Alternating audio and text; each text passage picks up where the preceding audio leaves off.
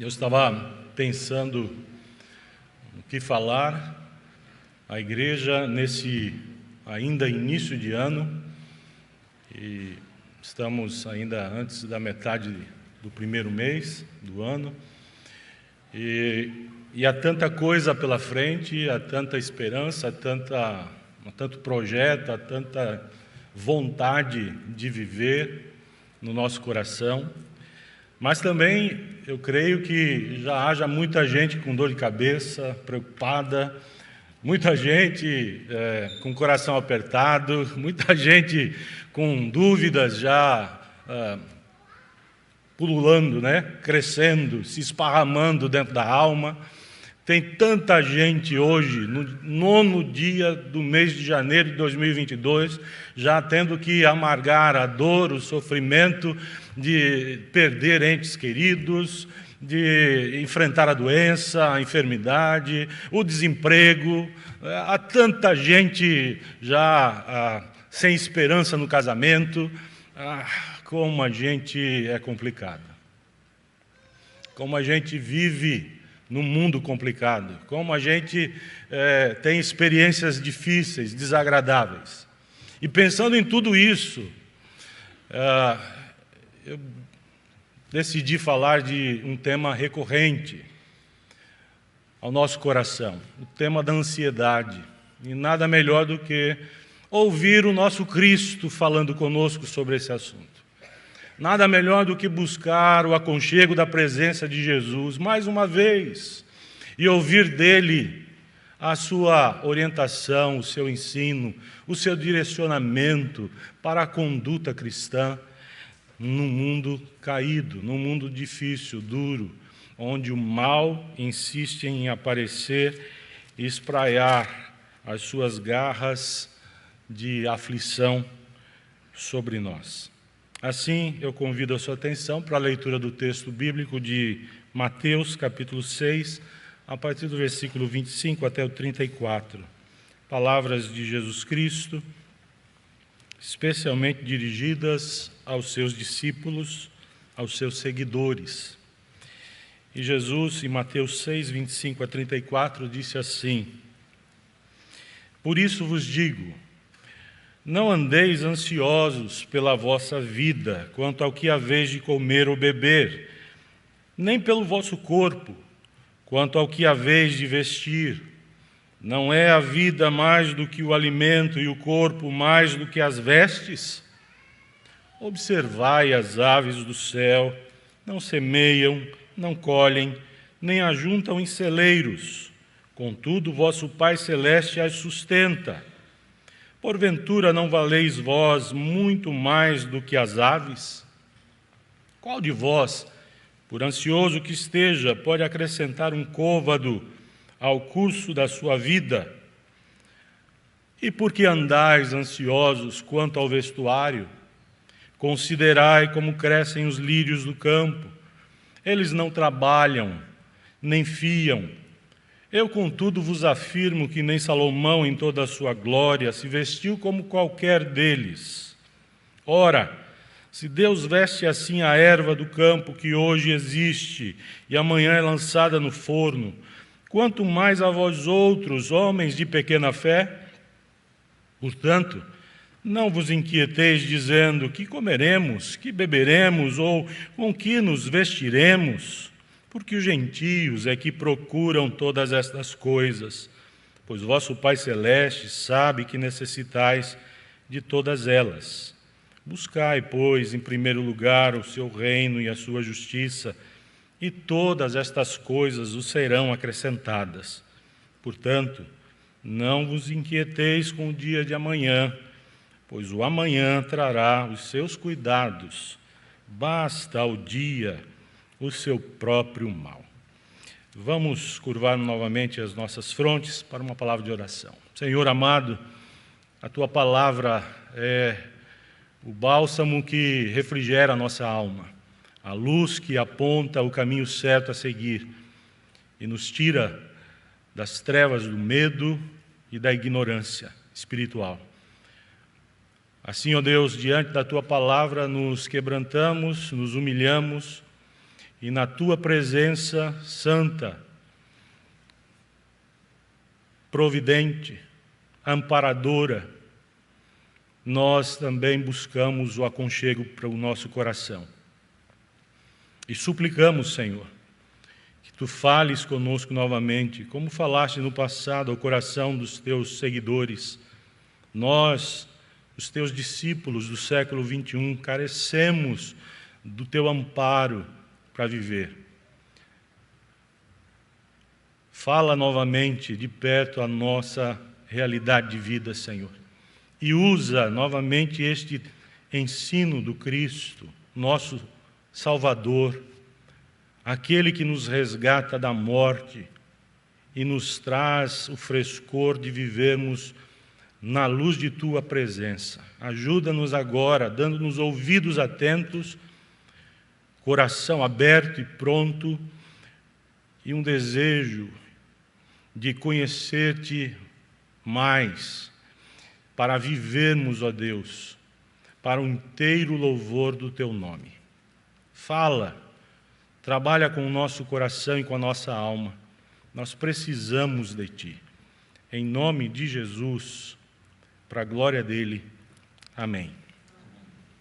Queridos, algumas considerações iniciais antes de nós falarmos um pouco sobre esse texto. Primeira, nós precisamos nos lembrar que estamos dentro daquilo que é conhecido como o Sermão do Monte, proferido por Jesus, que começa no capítulo 5 e vai até o capítulo 7. Portanto, aqui está o miolo do Sermão do Monte, por assim dizer. E o Sermão do Monte, escute bem, ele não foi proferido por Jesus objetivamente para alcançar os incrédulos. O Sermão do Monte foi proferido por Jesus visando especialmente os seus discípulos. No início do capítulo 5, nós vemos que Jesus sobe a um monte e chama os seus discípulos para perto de si, e então, quando eles se aproximam, o texto lá diz claramente, e ele passou a ensiná-los, especificamente os discípulos. Havia uma multidão, sem dúvida, e quem tem ouvidos, que ouça. Agora, Deus encarnado queria falar ao coração dos seus seguidores. O Sermão do Monte não foi pensado para pessoas que não têm vínculos espirituais estreitos com Jesus Cristo. O ensino do Sermão do Monte só pode ser vivenciado e praticado a partir do relacionamento com Jesus. Já ouvi gente incrédula, que não leva Deus a sério, não tem a mínima vontade de seguir nos caminhos de Deus, dizendo, que ensino maravilhoso é este aqui. Se o mundo usasse especialmente as bem-aventuranças, o mundo seria diferente. Sem dúvida, mas por que não é? Porque o mundo não é capaz de ouvir a palavra de Deus e se quebrantar diante dela e buscar o aconchego da presença de Deus para viver. O mundo resiste ao Senhor e à sua vontade.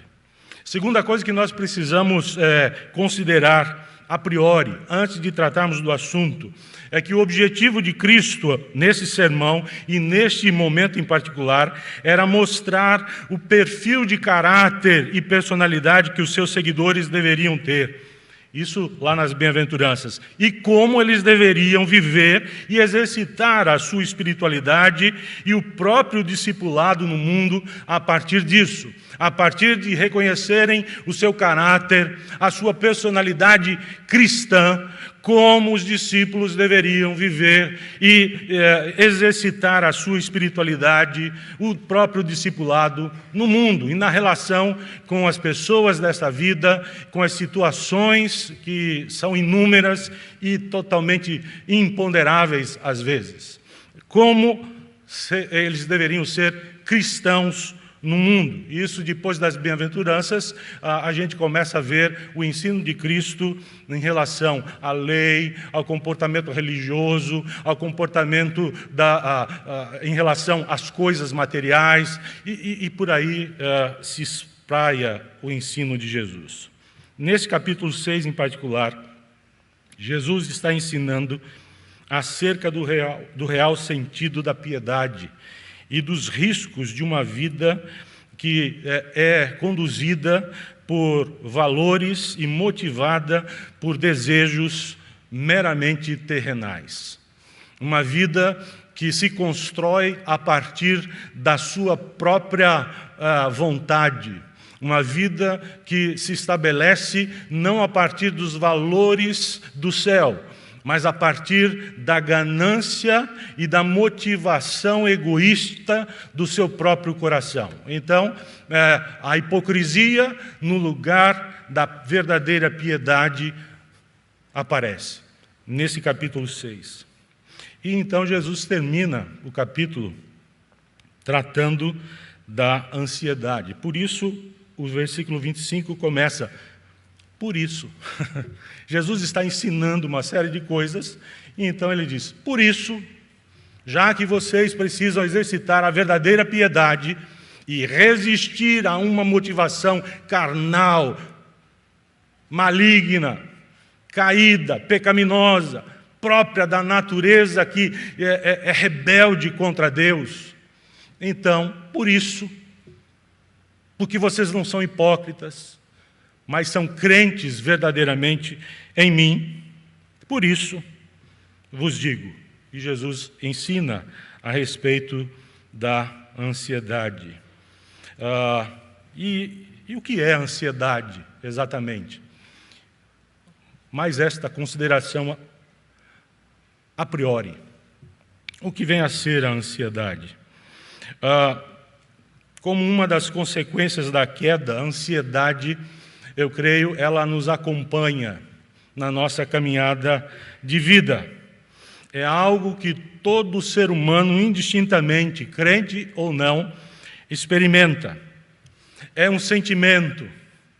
É algo que está enraizado em nossa alma, em nossa natureza, e que se expressa através de sentimentos. E os sentimentos alimentados geram conduta, prática de vida, atitude, comportamento. Mas é um sentimento próprio de sermos humanos. Portanto, não é um pecado em si. O sentimento de ansiedade é algo que brota em nós e que nós temos que carregar como um fardo por causa da queda, por causa da entrada do pecado lá atrás. Sim, legando essa situação para nós e para a vivência humana, temos que amargar situações de ansiedade. Não é, portanto, um pecado em si. Carrega, sim, e sempre as marcas dele. E, portanto, pode levar ao pecado. Veja, pode levar ao pecado. Por isso Jesus está dizendo, não andem, aqui ele está dizendo, não andeis ansiosos pela vossa vida. E Jesus está falando com gente que o leva a sério. Portanto, é algo que também pode acontecer na vida cristã. Porque se não pudesse, Jesus não ensinaria isso. E não diria simplesmente, procurem sobrepujar esse sentimento que tenta arrastá-los para uma outra direção, diferente do que eu planejei para vocês. Lutem contra isso. Ofereçam resistência a isso. Sobrepujem a ansiedade. Mas é para crente. E se temos que lutar contra isso, é porque nós podemos sofrer essa situação. Então, o que é? Diferente da simples preocupação com as situações do viver cotidiano, que sempre nos chama a um comportamento, a uma atitude, a uma ação deliberada, pensada, estruturada, diferente dessa simples preocupação que muitas vezes nos impulsiona a assumir a nossa responsabilidade perante as demandas da própria vida. Diferente de simples preocupação com assuntos da vida que exigem o tratamento correto, responsável. Nós não vivemos de qualquer jeito. Nós nos importamos com a vida que levamos.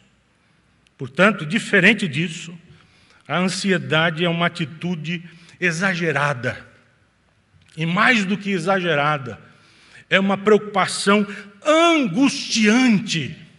É uma preocupação que se aloja na alma e a mobiliza não para tomar decisões equilibradas. É uma atitude, é um sentimento que corrói o homem por dentro, se alojando na alma, em vez de impulsionar para as melhores práticas, os melhores caminhos, as melhores experiências, as melhores reflexões, as melhores ponderações e avaliações. Esse sentimento paralisa, traz um medo, apavora. É um sentimento exagerado, angustiante, que paralisa e que nos leva a gastar todas as nossas energias tentando fazer uma coisa: puxar o futuro, puxar o que ainda não é, trazer as possibilidades de vida, possibilidades, trazer isso para perto do agora, transformar isso magicamente numa realidade palpável apenas para mim, para que eu resolva tudo e não tenha que amargar nenhum tipo de sofrimento depois. Olha que contradição. Eu sofro tentando não sofrer. Eu me angustio tentando ter paz. Eu vivo amedrontado e paralisado, tomado por perseguições no mundo interior, para que o mundo exterior esteja em ordem. Que contradição, que absurdo. Como lutamos contra isso? O texto nos dá 3 momentos bem estabelecidos. O texto começa, Jesus começa, no versículo 25, apresentando o problema.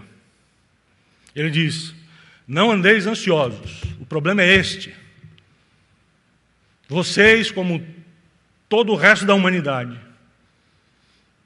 estão debaixo de uma natureza caída e sofrem as nuances e os resquícios de viver num mundo caído. Não andeis ansiosos, todavia vocês são meus discípulos. E existe dentro de vocês uma força maior do que apenas energia de vida. Não andeis ansiosos, o problema é este. E ansiosos com o quê? Pela vida. Relacionada a quê? Quanto ao que haveis de comer e beber, nem pelo vosso corpo quanto ao que haveis de vestir. Não é a vida mais do que o alimento e o corpo mais do que as vestes? Comida, bebida, vestuário. O básico para existir. Não andeis ansiosos. Não andar na Bíblia, e aqui significa apenas não viva. Não andar é não viver. Não vivam dessa maneira, isso não é bom.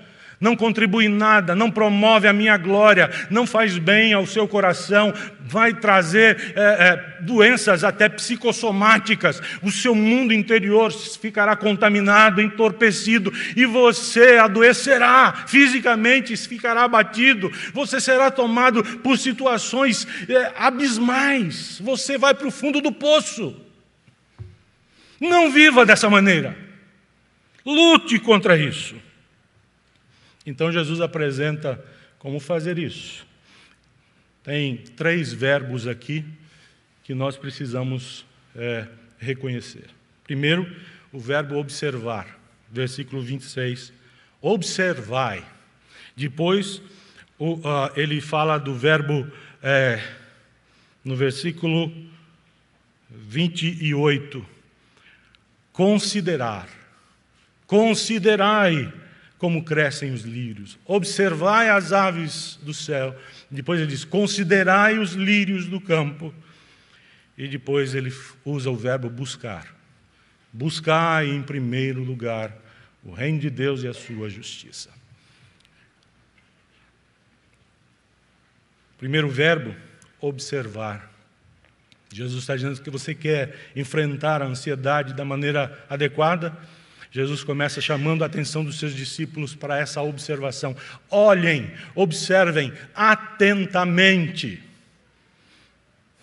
Deem atenção ao quê? Veja a simplicidade do ensino de Jesus. Olhem para as aves dos céus.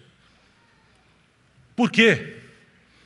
Porque olha como é que as aves, olhem como é que as aves vivem. Elas não fazem 3 coisas.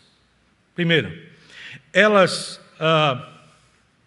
não semeiam, elas não colhem o que semearam, e elas não ajuntam, não guardam em celeiros. Elas não fazem isso. Todavia, diz Jesus, elas são sustentadas. Elas vivem e vivem bem. Elas têm um alimento diário.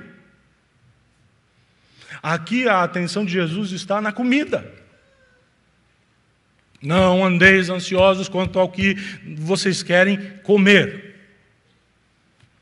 Observem as aves. Como é que elas vivem? Elas são sustentadas. Elas não semeiam, elas não colhem, elas não guardam em celeiros. Depois, Jesus então diz, depois que vocês estão observando, depois que vocês estão olhando para as aves, qual é a conclusão? Vocês valem mais do que elas ou não? Vocês valem mais do que as aves? Versículo 26 termina assim. Porventura não valeis vós muito mais do que as aves?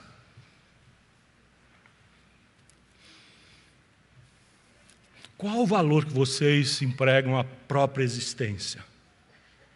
A partir de que régua vocês são capazes de se medir? Vocês se medem a partir do quê? Qual a referência que vocês tomam para reconhecer o valor que vocês possuem? Então Jesus continua. Qual de vós, por ansioso que esteja, pode acrescentar um côvado ao curso da sua vida? Comida sustenta, dá energia. Quem não come não vive. Então Jesus pergunta, quem de vocês pode administrar a vida a ponto de dizer, se eu tiver comida, eu viverei? É isso e é disso que eu preciso. Pronto, se eu tiver comida, eu vivo. É assim mesmo? Você já ouviu aquela parábola que Jesus contou daquele homem que um dia semeou o seu campo e que, pela providência de Deus, veio uma super safra? Você se lembra que, naquela parábola contada por Jesus, aquele homem conjecturou com o próprio coração, falou à sua própria alma, depois de ter colhido a super safra, ele olha para a sua própria alma e para todos os seus bens e diz assim, preciso fazer uma coisa urgentemente. Agora sim a minha vida vai dar certo, vai funcionar. Eu preciso destruir os meus celeiros e reconstruí-los maiores, para guardar tudo o que eu tenho hoje. Então eu vou dizer para mim mesmo, pega uma cadeira de balanço, põe na sacada, e se assente ali, curta a vida ao máximo. Agora você chegou no lugar que tanto almejava. Você agora é rico e tem o suficiente para viver muitos anos. Jesus termina dizendo: louco, esta noite você terá que prestar contas àquele que dá vida e tira a vida. O que você tem preparado ficará para trás, e outros vão usufruir disso, mas você prestará contas hoje. Quem sustenta a vida não é a nossa mão, é a mão de Deus. Não adianta ter recursos da terra sobrando, se a mão de Deus não estiver por baixo, amparando.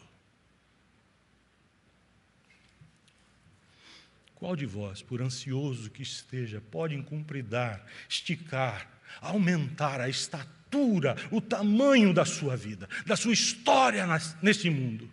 Quem é que pode fazer isso? A resposta para essa pergunta de Jesus é: ninguém pode fazer isso.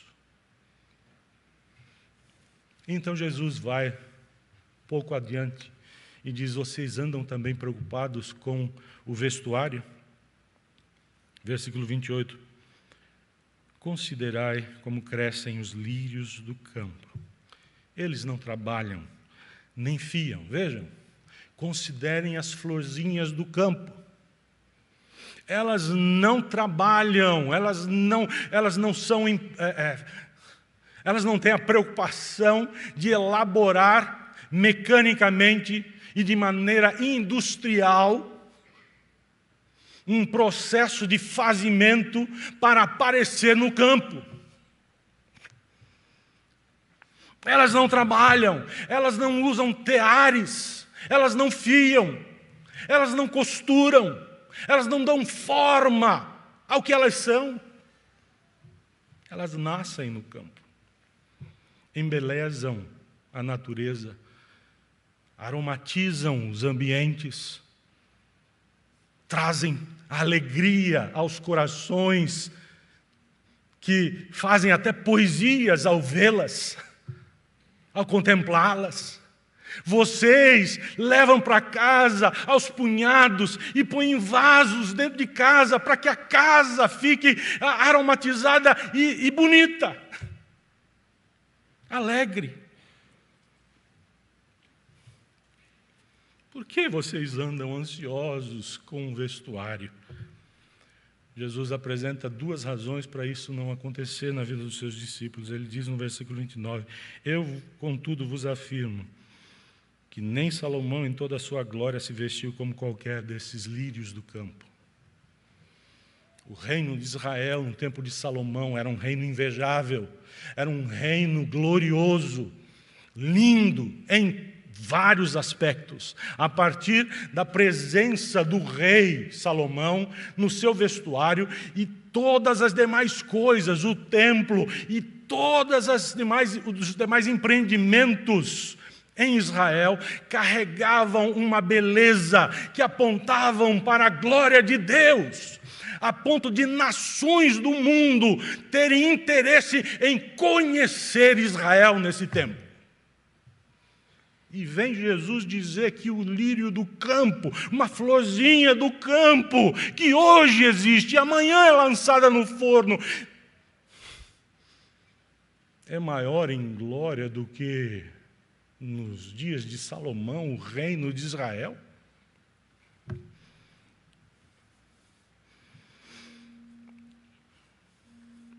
O Senhor está afirmando que aqueles que andam em sua presença exalam a glória do seu reino. Eu, contudo, vos afirmo que nem Salomão, em toda a sua glória, se vestiu como qualquer deles. Ora, se Deus veste assim a erva do campo, que hoje existe e amanhã lançada no forno, quanto mais a vós outros, homens de pequena fé? Jesus, então, estabelece duas coisas. A primeira, de que a glória de Deus não é vista em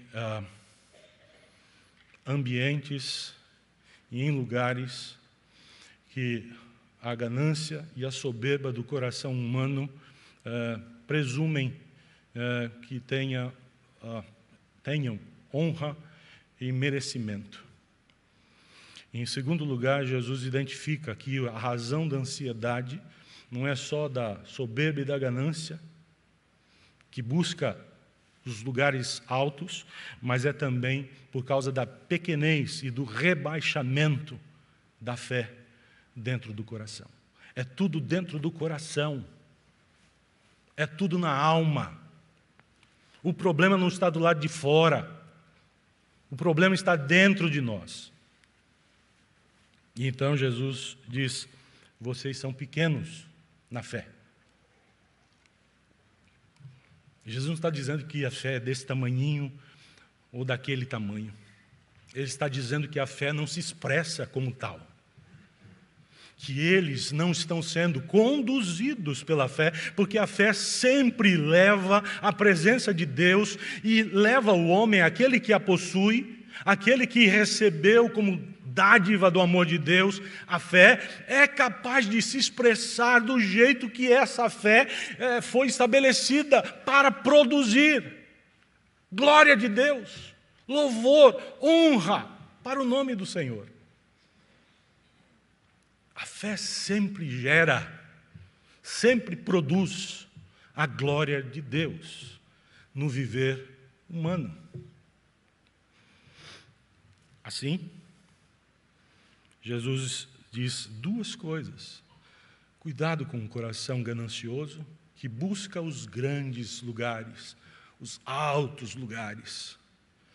A glória do homem não é a glória de Deus. E vocês estão ansiosos porque vocês estão correndo atrás daquilo que Deus não abençoa e não põe o seu nome. Vocês deveriam estar numa condução diferente desta. E por que vocês são ansiosos? Porque vocês estão sendo movidos por essa motivação gananciosa e não pela fé. Não é a fé que os estimula, que os move na caminhada da vida. Então Jesus termina esses dois ensinos aí, primeiros, dizendo, portanto, ele fala novamente acerca do problema, ele repisa este chão. Versículo 25, é a mesma coisa. Jesus não tem outro ensino, ele diz, não, portanto, não vos inquieteis, dizendo que comeremos, que beberemos, ou com que nos vestiremos. Por quê? Porque vocês são crentes, vocês têm a piedade no coração, vocês são filhos de Deus, vocês são pessoas que levam Deus a sério, vocês não são gentios, e gentios aqui significa exatamente isso, pessoas que não levam Deus a sério, pessoas que não conhecem a Deus, pessoas ímpias. Vocês não são gentios, pois os gentios é que buscam todas estas coisas. Homens sem Deus, eles vivem inquietos, amedrontados, temerosos, angustiados. Homens sem Deus não têm esperança. Ou o braço faz, ou ninguém faz. Não há amparo fora deles mesmos. Vocês não são assim. Vocês são crentes em Jesus. E parece que está ficando demodê a gente falar que a gente acredita em Deus. Nos dias de hoje, de que Deus faz por nós. Irmãos queridos, nós não somos gentios, nós somos crentes. E, portanto, nosso Pai Celestial, diz Jesus, sabe que necessitamos de todas essas coisas. Aí vem o terceiro momento do ensino de Jesus. Buscai, pois, então, em primeiro lugar, o reino de Deus e a sua justiça, e todas estas coisas vos serão acrescentadas. Buscar empreendam no dia a dia, por causa da fé, um comportamento condizente com ela. Naquilo que vocês acreditam, depositem a sua esperança de vida e façam valer isso. Vivam, busquem com ardor, com alegria, com empenho, com deliberação, persistentemente, não uma vez ou outra, sempre. Sempre. Buscar em primeiro lugar, não em único, em primeiro. Questão de valor, de prioridade. Busquem prioritariamente o valor maior, o reino, as questões do céu, não a vida terrena, passageira, transitória, perecível, fugaz, meramente insustentável, porque às vezes depositada apenas na aparência das coisas, e não na essência delas. Não busquem isso. Não busquem as riquezas da terra. Busque as riquezas do céu. A justiça que vem do alto. Sejam corretos em viver uma vida que fale de Deus e não só de vocês. Fale das vontades e dos desejos, dos projetos do reino celestial e não apenas dos desejos terrenais que poluem a sua mente e invadem seu coração, escravizando vocês, prendendo-os apenas às coisas deste mundo. Busquem em primeiro lugar o reino de Deus e a sua justiça. Qual a convicção para isso? O Pai de vocês dará boas coisas. Ele não só sabe o que vocês necessitam, Ele não só sabe o que vocês precisam para viver, Ele tem prazer em dar a vocês o que vocês mais precisam. Ele tem prazer em dar coisas boas a vocês. No capítulo 7, Jesus vai dizer: que pai que vocês conhecem, quando um filho pede pão, ele dá pedra, ou quando pede um peixe, ele dá uma cobra. Quanto mais o Pai Celestial de vocês dará boas coisas aos que lhe pedirem. Nosso Pai, Ele tem prazer em dar não só o que nós precisamos, mas nos abençoar com aquilo que nós nem imaginamos, porque Ele é capaz de fazer sempre e infinitamente mais do que tudo quanto nós pensamos e imaginamos, avaliamos, conjecturamos na nossa mente como se fosse a coisa maior. Deus suplanta tudo isso, dizendo: vocês são pequenos demais mesmo. Eu tenho muito mais para vocês.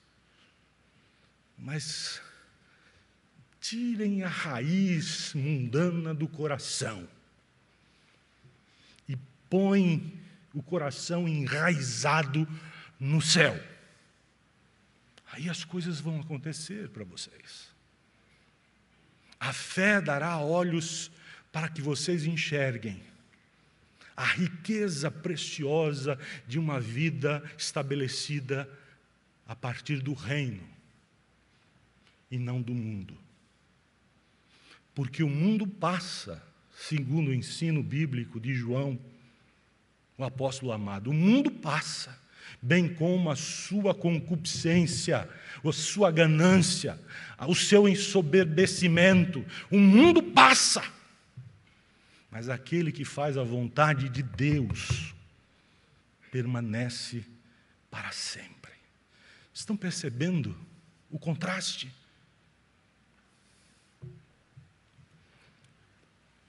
Termina Jesus dizendo: portanto, não vos inquieteis com o dia de amanhã, pois o amanhã trará os seus cuidados.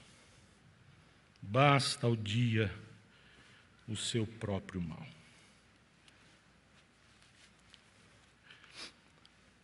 conclusão de Jesus é: não andem ansiosos. Não fiquem tentando trazer o amanhã para o hoje.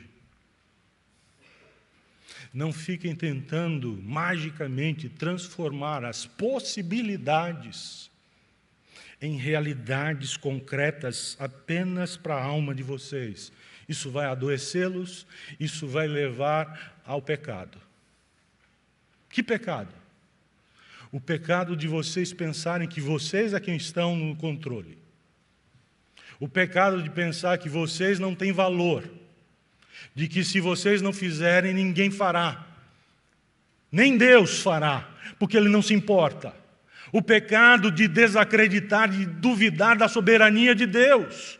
De que Ele, providencialmente, como Criador, sustenta a natureza inteira, mas a sua vida não.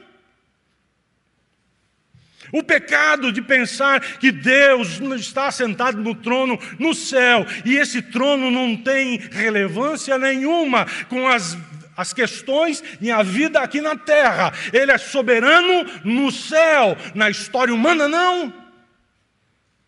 Cuidado, não andem ansiosos, porque isso pode levar ao pecado. Esse pecado de duvidar, de questionar de um Deus que é essencialmente soberano no céu, na terra e sobre a história humana, em todo o tempo.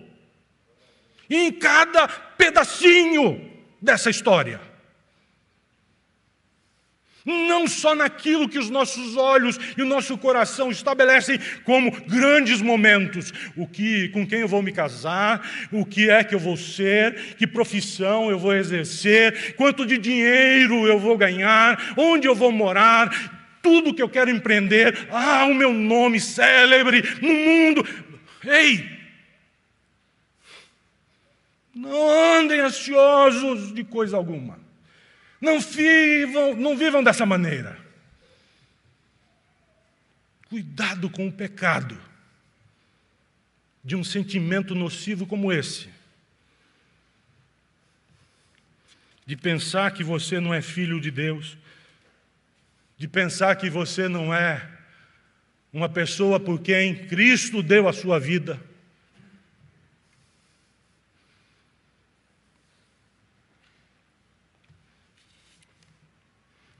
O Deus a quem você segue, a quem você ama, diz Jesus, é o seu Pai.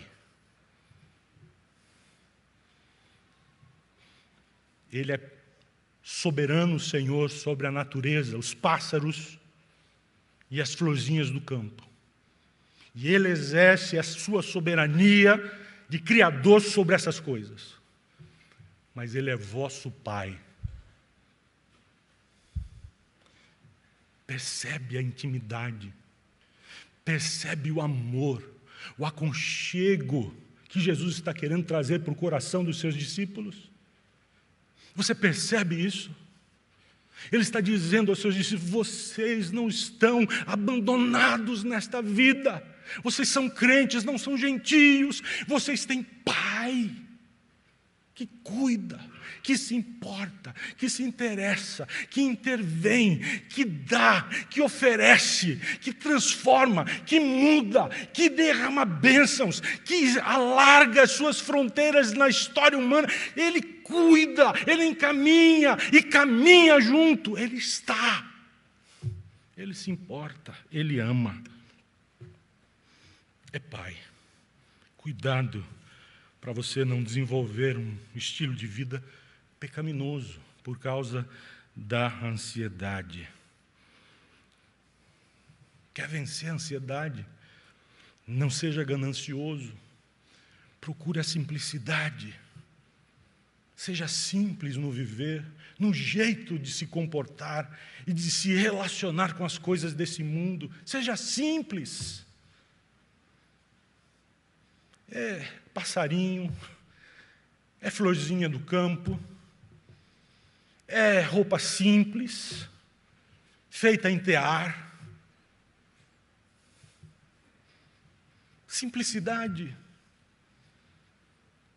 é o mínimo necessário e não o extraordinário, abundante, transbordante, que invade o coração com os sentimentos nocivos. Cuidado com o pecado.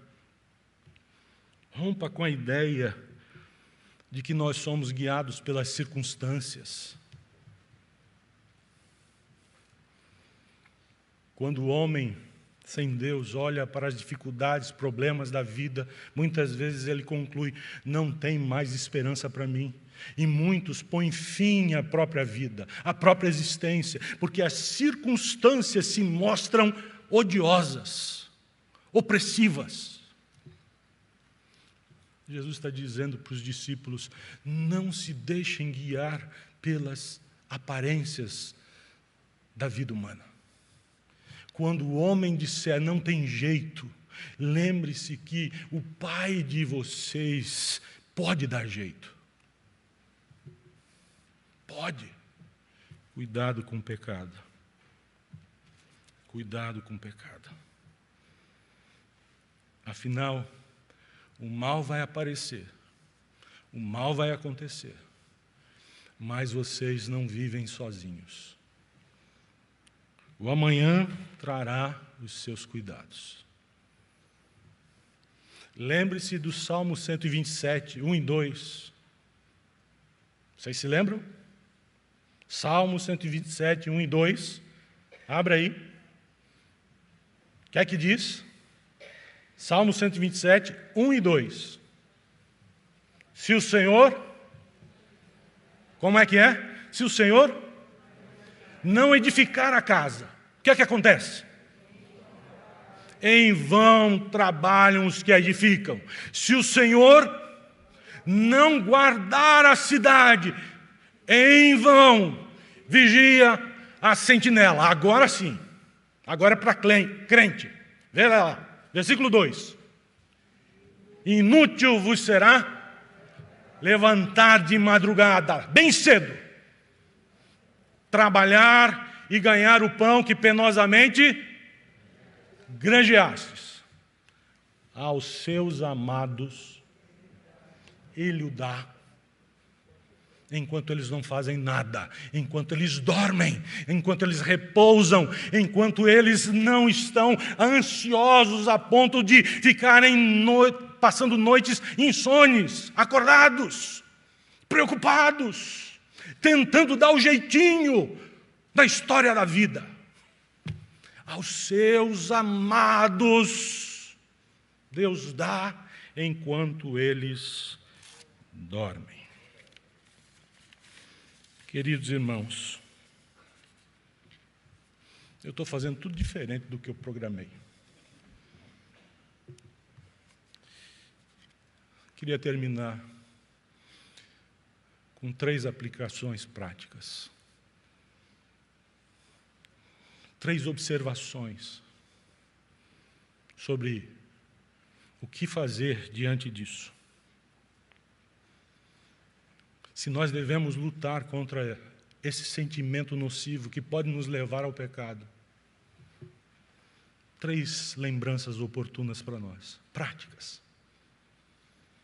Se Deus tem falado ao seu coração nessa manhã, eu queria que você, de verdade, como uma oração, ouvisse essas 3 observações, ponderasse sobre elas e tentasse, pela fé, aplicá-las como um grande referencial de conduta a partir de hoje. Primeiro, se essas coisas são assim, reconheça que muitas vezes, mas muitas vezes mesmo, nós não agimos como filhos de Deus, mas agimos como gentios, que não têm lugar de esperança e aconchego na caminhada da vida.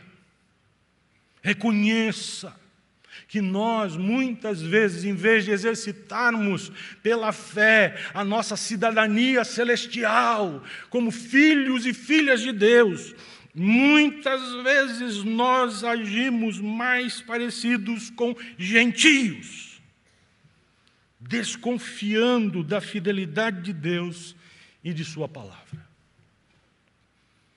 Tome a consciência que é assim. Reconheça que é assim. Esse reconhecimento é fundamental para as guinadas que nós precisamos dar na carreira cristã. Reconhecer em que lugar nós estamos e com que perfil nós estamos exercitando a nossa religiosidade, que chamamos de espiritualidade. Reconheça. Segundo lugar, depois de reconhecer, arrependa-se e peça perdão a Deus por desconfiar de sua sabedoria e do seu poder e por estar tentando assumir o lugar dele no seu dia a dia, tentando controlar tudo o que diz respeito à sua história.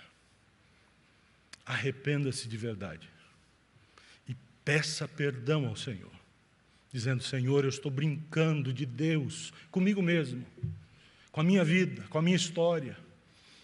Eu estou tão cheio das ideias desse mundo perdido e caído, que eu estou pensando que não há a tua mão soberana agindo. Eu estou pensando e duvidando que o Senhor é sábio, amoroso, terno, bom, providente. Um Deus que está e age. Um Deus que, estando e agindo, transforma, muda realidades. Senhor, perdoa-me, quebranta-me, que eu não seja o mesmo, cheio de casca, mas sem muita essência, cheio de visual, mas sem comprometimento contigo, cheio de palavrório, mas que não brota do coração transformado pela tua graça, com um evangeliquez bem estabelecido, desde o nascimento às vezes, mas sem vida em ti.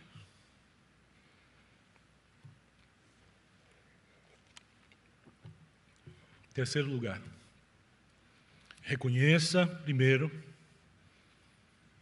que você muitas vezes não é crente, mas gentio no seu perfil. Arrependa-se disso e peça perdão ao Senhor por duvidar dele e de brincar de Deus com a história da sua vida, pensando que Deus deve cuidar de outras coisas e você cuida daqui, porque você sabe mais do que ele. Terceiro lugar, suplique ao Senhor que definitivamente rompa com essa soberba que existe no seu coração, que está aí reinando sobre você. Suplique a Deus que lhe dê forças na fé, que aumente a sua fé, para que você não seja guiado apenas pela índole da sua natureza terrena caída, para que você seja desarraigado das garras do seu próprio coração, que você não seja guiado apenas pelas conjecturas dos seus próprios pensamentos humanos, terrenais, que você não seja guiado e levado apenas pelo exemplo das circunstâncias e das pessoas sem Deus, que não levam a sério, que não querem saber dele e que às vezes são rebeldes contra tudo que se mostra no mundo como tendo a aparência do reino celestial. Que você rompa com tudo isso, assuma a cidadania celestial, a sua personalidade como filho ou filha de Deus e se ponha diante desse mundo caído como um cidadão do céu. E diga ao seu próprio coração: não viverei mais assim. A fé me guiará daqui para frente. Em vez de olhar só para o lado, eu olharei primeiro para cima. Porque é de lá que vem o meu socorro. Eleva os olhos para os montes. De onde me virá o socorro? O meu socorro vem do Senhor, que fez os céus e a terra. Olhe para o Senhor. Suplique dele a sua graça para viver. Que ele aumente a sua fé, para que você seja capaz de viver de um modo digno do Evangelho, de um modo que honre o nome de Cristo que você carrega, expressando a glória e a riqueza da vontade do Senhor nesse mundo mau. O mal chegará, mas quando ele chegar, você não estará sozinho. E pela fé, você tem uma esperança maior do que apenas as experiências transitórias da terra. Eu tive, no início do meu pastorado, lá em São Paulo, na cidade de São Paulo, o privilégio de conviver com alguns homens e mulheres de Deus tão preciosos que hoje já estão na glória. Porque eu já tenho 29 anos de ministério pastoral. E Deus me deu o privilégio de conhecer um diácono da Igreja Unida lá de São Paulo. Um homem de Deus, Edson de Freitas. Que homem precioso, foi um avô para o meu coração. No início da minha vida conjugal com a Adriana. Que homem lindo, alto, lindo, professor, inteligente, servo de Deus, homem de oração. Dentre tantas coisas que eu pude aprender em pouco tempo de vida com ele, porque ele tinha um câncer que o levou, pela providência de Deus, no tempo que Deus designou. Mas Deus o preservou para mim por alguns anos. E dentre tantas coisas gostosas de ouvir da boca daquele homem precioso, eu tive a oportunidade de lembrar de uma frasezinha tão comum. Ele dizia para mim, quando ele me via preocupado com as coisas, na minha juventude ainda, apenas 28 anos, ele olhava para mim e dizia assim: Zelito, não há bem que sempre dure, mas também não há mal que nunca termine. Descanse no Senhor. Espere nele. Calma. Vai passar. Não há bem que sempre dure, nem mal que nunca termine aqui nesta vida. Mas as misericórdias do Senhor se renovam sobre nós e nos sustentam a cada dia. Eu termino lembrando de uma frase de Spurgeon, Charles Spurgeon, grande pregador do século XIX, pastor batista britânico. Ele disse o seguinte: nós somos criaturas estranhas, que provavelmente sofremos mais por causa de calamidades que nunca se abatem sobre nós, do que por aquelas que realmente se abatem. Nós somos criaturas estranhas. Spurgeon teve que enfrentar a depressão, a perseguição, a ansiedade nos seus dias, no século XIX. Ele não foi diferente de nós. Homem como nós, com o mesmo barro que nós temos e com o mesmo Deus a quem nós servimos. Ele pôde chegar ao fim e glorificar o Senhor. E nós? E nós? O que é que você vai fazer a partir de agora?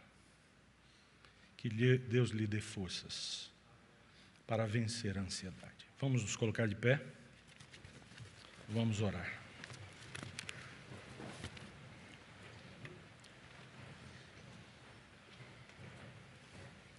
Antes da oração, queria agradecer as inúmeras manifestações de carinho, de afeto, que recebi na última quinta-feira, data do meu aniversário. Então, aqueles irmãos e irmãs, como a nossa igreja é carinhosa com os seus pastores, eu fico assim, até constrangido, mas eu agradeço o público agora, a cada um de vocês. Aqueles que se expressaram, e eu sei, ao olhar para vocês, do carinho que vocês têm para com a nossa vida, para com a vida dos pastores. Louvado seja o Senhor por isso. Segundo aviso, haverá uma aula conjunta de escola dominical a partir do encerramento do culto matinal. Então, eu devo seguir com a aula da escola dominical conjunta. Nós falaremos sobre avivamento, uma das lições que a igreja tem visto nesses últimos tempos.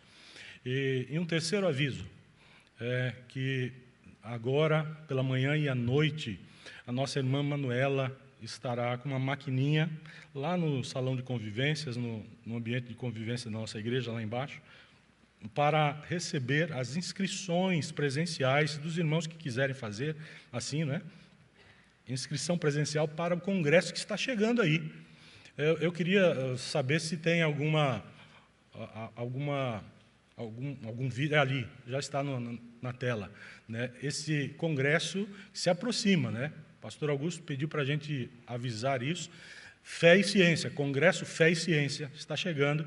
Aqueles interessados em participar do congresso, é preciso fazer a inscrição. Haverá inscrição presencial hoje em nossa igreja com a nossa irmã Manuela, lá embaixo, no ambiente de convivência. Os irmãos que desejarem, procurem a Manuela e façam assim, tá bem? Vamos orar então agora. Curva a cabeça, vamos falar com Deus. Obrigado, Senhor, pela bênção desse momento, pela riqueza da Tua palavra, pelo ensino de Cristo que nutre a nossa alma e aquece o nosso coração com as riquezas do céu. Obrigado, Senhor, pela vida da Tua igreja, pela alegria de podermos participar da comunhão dos santos e desfrutar da riqueza que é viver ao lado de irmãos queridos, labutando em prol do crescimento do Teu reino aqui na terra. Muito obrigado, Senhor, por esta manhã. Obrigado porque nos tiraste de casa, nos trouxeste até aqui, a Tua casa, para esse momento de adoração, de culto ao Teu nome. E aqui nós percebemos a Tua doce e santa presença que nos iluminou e trouxe ao nosso coração a riqueza da Tua palavra. Obrigado, Senhor, por ela, e agora ajuda-nos a viver de modo que o Teu nome seja honrado na vida de cada dia. Cuida de nós, livra-nos do mal, de pessoas más e desleais, preserva-nos na fé, enriquece-nos com a Tua graça. Por Jesus, nosso Senhor, nós assim oramos. Amém.